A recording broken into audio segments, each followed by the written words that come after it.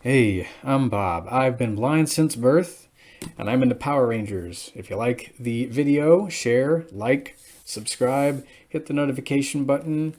All these things help the channel, and I got that box set in my hands again for those of you unable to see. We are talking about Mighty Morphin Power Rangers Episode 7. We're on Big Sisters. This one aired on September 30th in 1993. And in this episode, Kimberly and Trini, they're volunteering to be just that. They are big sisters to a mischievous little girl named Maria. I'm guessing she's mischievous. She doesn't really seem all that bad, though, as far as mischievous kids go. She pulls a water prank there in the youth center, and I'm not really sure what she did. I think used up all the hot water. I don't know if Ernie has some showers in that gym. I'm guessing maybe. So Rita has need of a little girl because she has found some ancient artifacts. She has unearthed some power eggs, and they were locked away in a chest by ancient sorcerers called the Morphin Masters. And when I was a kid, this this intrigued me to no end. I always wanted to know more about these sorcerers because, of course, they had the word morphin in their title. I thought these guys were the ones who made the power coins. I didn't have access to some of that material in like card games or whatever they had in the 90s. All I had to go by was, you know, the show. I went by what lines were mentioned by the Rangers and Zordon and all that, and I thought these guys were pretty powerful.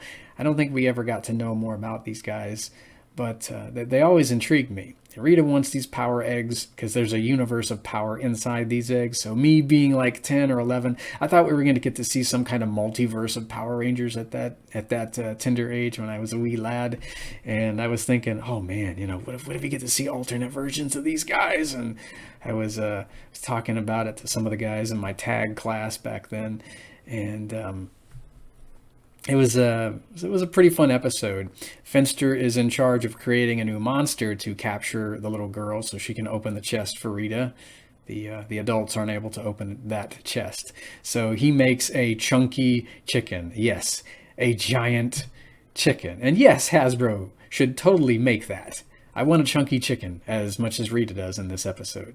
That's one of her quotes. I always remembered that one when I was a kid. So the chunky chicken is created. I gotta try to keep a straight face while talking about giant chickens.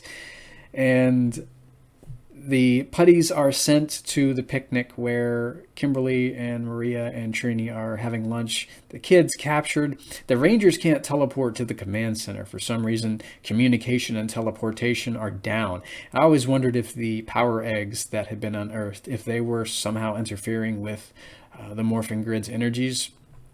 Something in the chest, maybe might have been causing a bit of feedback with the grid. I don't know. It's just a weird theory I always had when I was a kid.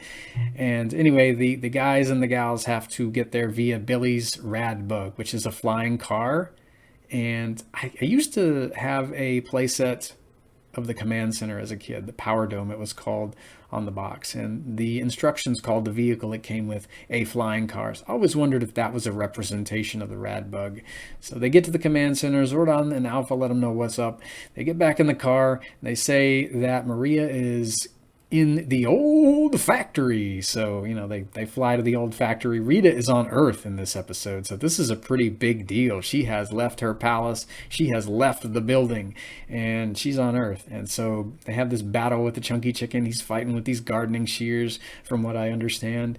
And he's deflecting Kimberly's arrows with these giant shears, and it's pandemonium. The eggs are eventually sent back out to sea, so Rita's not happy.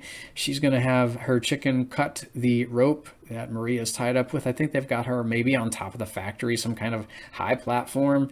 She's in for a bad fall, so the Rangers make the Megazord, and they have to catch the girl as the monster cuts the rope, and then they get their Rad Bug to whisk her away to safety. Rita is not happy with that, so she has the chunky chicken grow. He is an economy-sized chunky chicken now.